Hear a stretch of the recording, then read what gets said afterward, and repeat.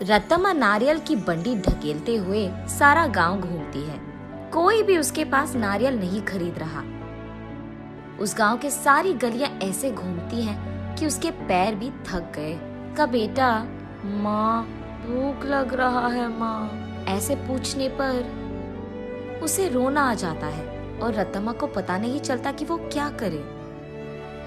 तब वो एक जगह उसकी बंडी रोककर एक नारियल काटकर, आज के लिए खाकर अपना पेट भर लो बेटा, कल अच्छा खाना खिलाऊंगी, ऐसे कहकर अपने बेटे को देखते हुए अपने जीवन को कोसती है। मगर वो दोष किसको मानेगी, रत्तम्मा को समझ में नहीं आता। एक समय में रत्तम्मा बाकी गांव वालों की तरह ही छोटे मोटे कूली का काम करती थी, लेकिन उसे लगता है कि उसे उसका मेहनत का फल नहीं मिल रहा। इसी दुख में वो दिन गुजारती थी। कुछ ही दिन पहले रत्तम्मा का पति पी पी कर मर गया। घर के सारे पैसे वो अपने दारू में लगा दिया और घर में एक फूटी कौड़ी भी नहीं है। इसीलिए रत्तम्मा को क्या करे ये पता नहीं चल रहा था और उसे इसी बात का डर था कि वो अपने बेटे को कैसे पढ़ाएगी। एक दिन वो अपने घर के बरामदे में बैठकर यही सोचती रहती है कि वो पैसे कैसे कमाएगी। तभी फैसला करती है कि वो एक छोटा सा व्यापार करेगी। इसी सोच में वो जब सर उठाकर ऊपर देखती है, उसके घर के ठीक सामने मौजूद एक नारियल का पेड़ उसे नजर आता है। तब वो फैसला करती है कि वो नारियल बेचेगी। उसके फैसले के अनुसार ही वो अगले दिन उस गांव के जंक्शन के बीच में नारियल का एक छोटा सा बंडी लगाती है। लेकिन तब तक उसी जंक्शन पे दो और ऐसे व्यापारी थे जो नारियल बेच रहे थे। उन दोनों की वजह से रत्तम्मा का व्यापार ठीक से नहीं चलता है। इसी कारण 2-3 दिनों से रत्तम्मा की बंडी से सिर्फ 2 या 3 नारियल ही बिके थे। बाकी सारे वैसे के वैसे ही रह गए। ये देख निराश होकर रत्तम्मा ये फैसला करती है कि अगर वो गांव के सारी गलियां घूमकर बेचने की कोशिश करेगी तो कम से कम कुछ तो बिक जाएंगे।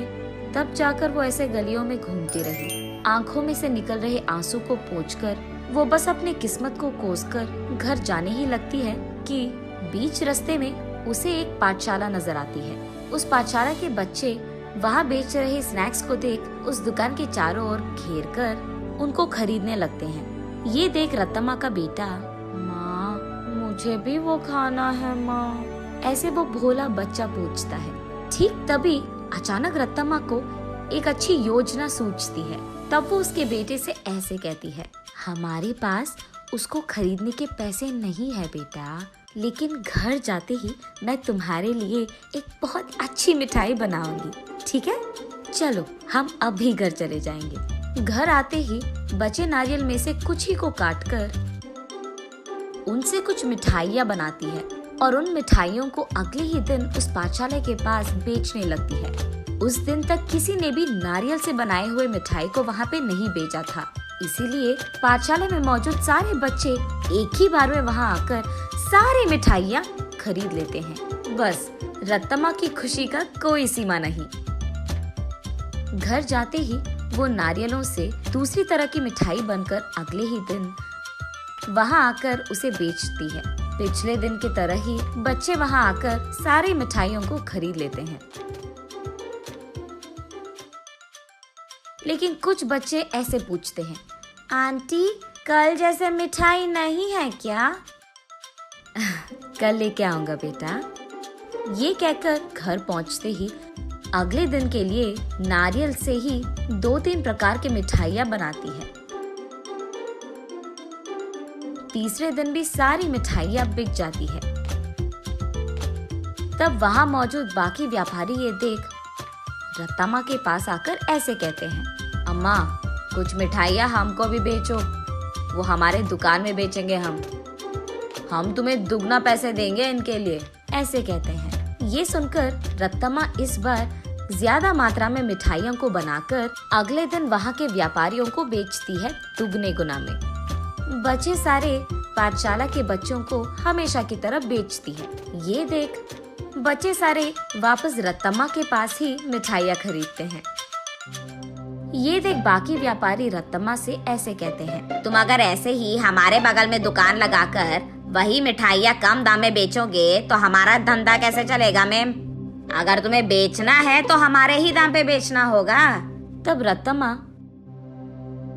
लेकिन बच्चे इतने दाम पे कैसे खरीदेंगे? उस सब से हमारा कोई लेना देना नहीं। अगर यहाँ धंधा करना है तो हमारी सुनो, वरना यहाँ से निकल जाओ। ऐसे कहते हैं। ये सुनकर रत्तम्मा उसके घर पहुंचकर बहुत सोचने लग जाती है। अगले दिन वो उस पाठशाला के पास एक बड़ा सा मिठाई का दुकान ही खोल देती है। उसमें सिर्फ नारियल से बनाई हुई मिठाइयाँ ही बेचती है। अब रत्तम्मा को किसी से कोई लड़ाई करने की जरूरत नहीं पड़ेगी। दूसरी तरफ रत्तम्मा की तरह नारियल से मिठाई बनाकर बेचने वाला उस गांव में और कोई नहीं था।